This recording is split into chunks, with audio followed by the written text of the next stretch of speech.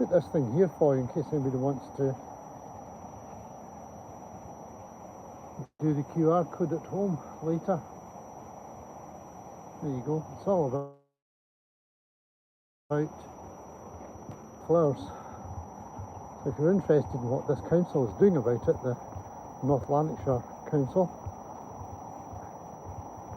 you can click on that.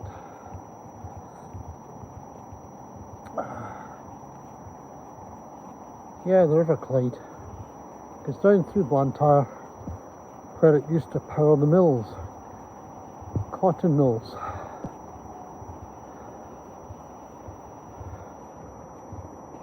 And Dr. David Livingstone was born in Blantyre and worked there as a boy in the cotton mill. And there is a museum in his memory, that's the right word for it, to celebrate his importance.